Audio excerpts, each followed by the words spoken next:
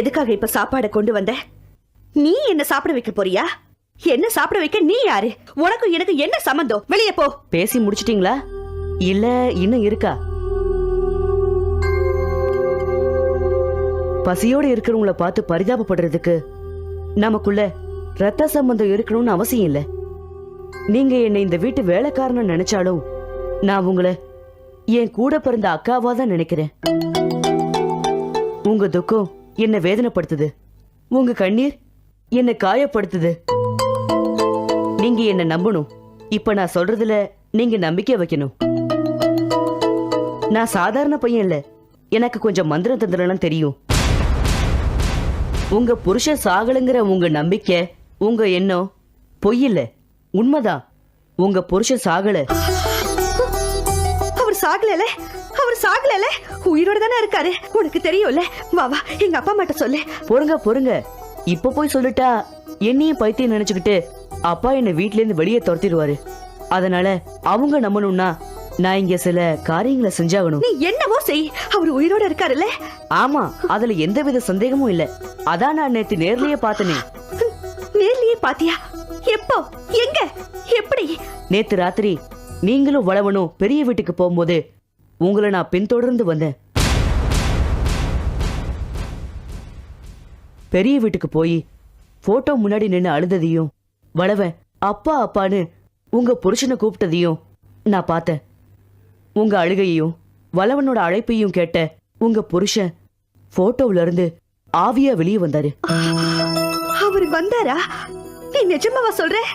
ஆமா, அவர் வந்தத நான் என் 2 கண்ணால பார்த்தேன். அப்புறம் ஏன் எங்க கூட பேசல? எங்க கண்ணுக்கு தெரியல. உயிர் மட்டுமே இருக்கும்போது அது சாதாரணமானவங்க கண்ணுக்கு தெரியாது. அது ஏதாவது ஒரு உடம்புக்குள்ள போன பிறகுதான் அதோட செயல்பாடுகளை மத்தவங்க பார்க்க முடியும். அவர் வரல, பேசலன்னு நீங்க அவ்வளவு கோபமா புறப்பட்டு வந்தீங்களே. போட்டோல இருந்து வந்த அவரு உங்க கூட பேசினாரு. அழ வேண்டாம் வடிவுன்னு உங்களை தடுத்தாரு. அது முடியாம போய் அவரும் அழுதாரு. ஆனா உங்களாலதான் இதையெல்லாம் பார்க்க முடியல. அக்கா, நீங்க இப்படியே அழுதுகிட்டு இருக்கிறதாலையும் அவரையே நினைச்சு பட்டினி கிடக்கிறதாலையும் யாருக்கும் எந்த பிரயோஜனமும் இல்ல. மன கஷ்டம் தான் மிச்சம். எனக்கு கொஞ்சம் டைம் கொடுங்க. உங்க வீட்டுக்காரரை உயிரோட நான் கொண்டு வரேன். என்ன, இவனால எப்படி முடியும்னு பாக்குறீங்களா? முடியும், என்னால முடியும். என்ன நம்புங்க. மூசா, இத மட்டும் நீ செஞ்சிட்டா 7 ஜென்மத்துக்கு இந்த நன்றியை நான் மறக்க மாட்டேன். கண்டிப்பா செய்றேன். இப்ப சாப்பிடுங்க. வேண்டாம்ப்பா, நீ சொன்னதே என் மனசு நிறைஞ்சிருக்கு. பசி இல்ல. இல்ல, நீங்க சாப்பிடுறீங்க, எனக்காக சாப்பிடுறீங்க. இந்தாங்க, புடிங்க.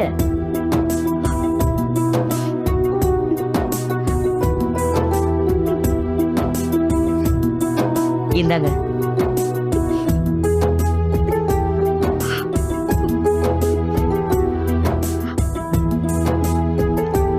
சாப்பிடு. அட, வடிவு சாப்பிடுறாளே. மூசா இவளை என்ன சொல்லி சாப்பிட வச்சான்? இவன் பெரிய கில்லாடியா இருப்பான் போல இருக்கே.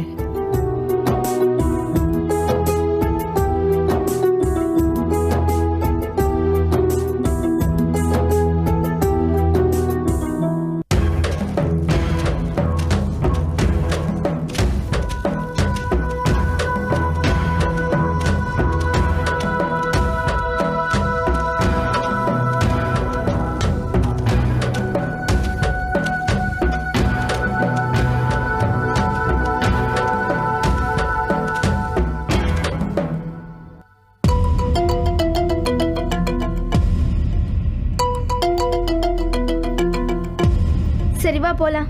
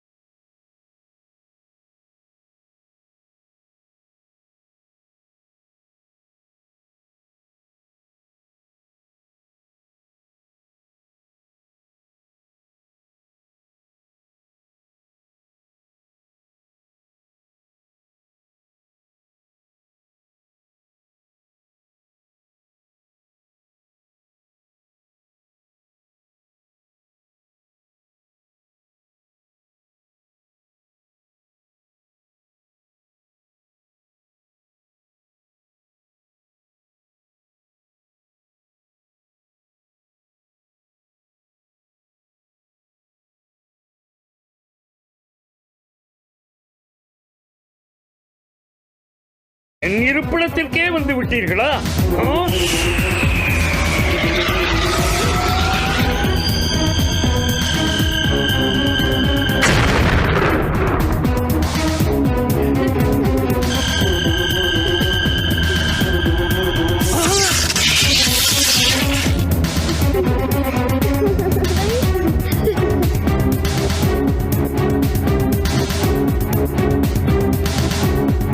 கௌரி, அந்த தேவதத்தன் தந்த மந்திர மோதிரத்தில் இருந்து வந்த ஒளி என்மேல் பட்டதால் நான் பரிசுத்தமாகிவிட்டேன்.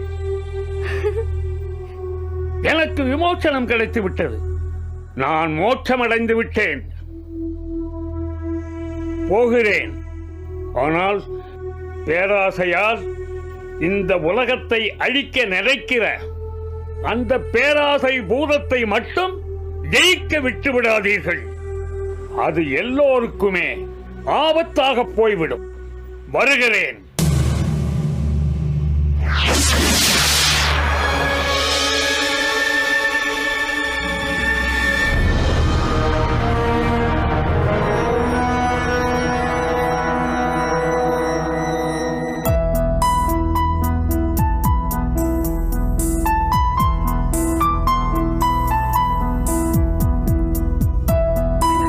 கௌரி, சத்யா, கௌதம்.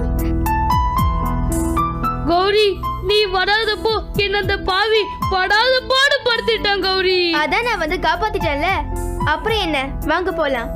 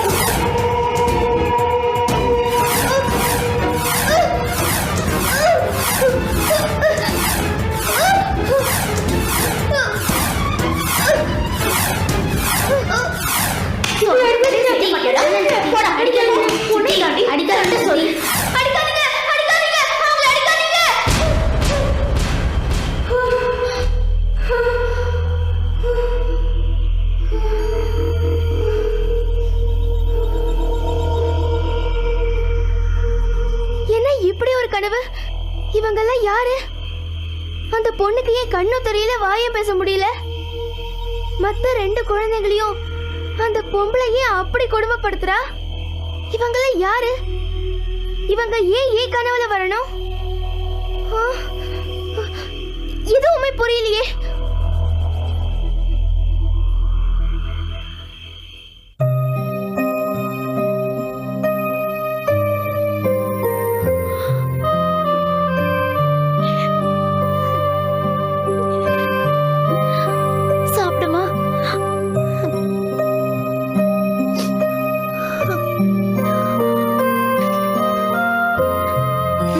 சாப்பிடுமா, ஆக்காட்டு சாப்பிடுமா.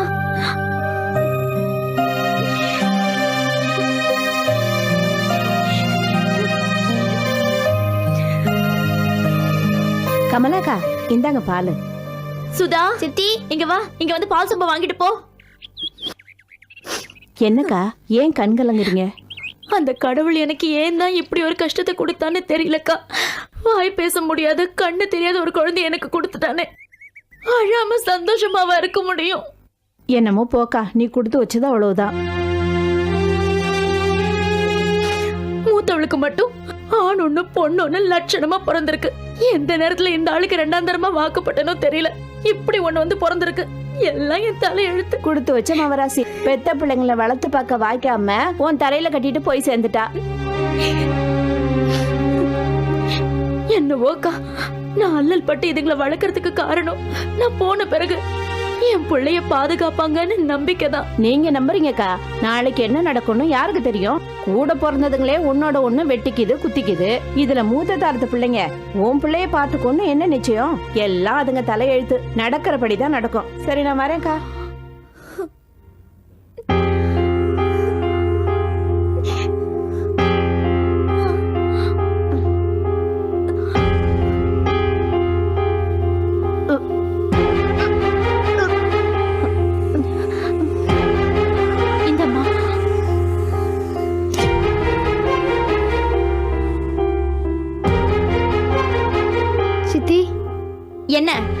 நேரம் ஆயிடுச்சா? இல்ல சித்தி, நான் சாப்பாடு கேட்கல. கடைசி வரைக்கும் ஹேமாவுக்கு நாங்க சாப்பாடு போடுவோம்னு சொல்ல வந்தேன் சித்தி.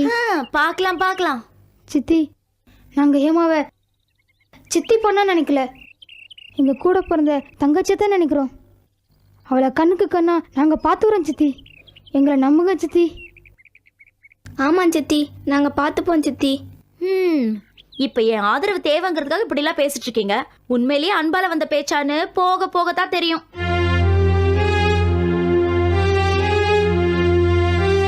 ஏய், என்ன மசமசன்னு உட்காந்துட்டு இருக்க? போய் அடுப்புல பாலை வைப்போ.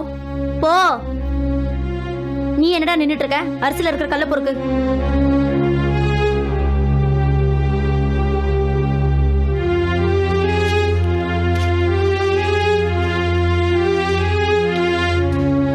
என்ன ராமு, அரிசியில கல்லு பொறுக்கிறியா? ஆமாப்பா. எல்லா கல்லையும் உங்க தலையில கொட்டுறதுக்கு தான். ஆமா, ஏன் இவ்வளவு லேட்டு? என்ன கமலா, நான் என்ன மாமியார் வீட்டுல சீர்வரிசை வாங்கவா போனேன்? ரேஷன் கடையில ரேஷன் வாங்க போனேன். மாசத்துல முதல் வாரம் கூட்டம் நிரம்பி வலியுது இல்ல, வரிசையில நின்று வாங்கிட்டு வரேன். பதிலுக்கு பதில் பேசிட்டு இருக்காதீங்க. முதல்ல உள்ள போய் வேலையை கவனிங்க, போங்க. கேள்வி கேட்டாலும் தப்பு, பதில் சொன்னாலும் தப்பு, எல்லாம் விதி. ஏதாவது ஒண்ணு முணுமுணுப்பாரு. டேய், கல்ல பொறுக்கிட்டியா? சீக்கிரம் அரிசி எடுத்துட்டு வந்து சேரு.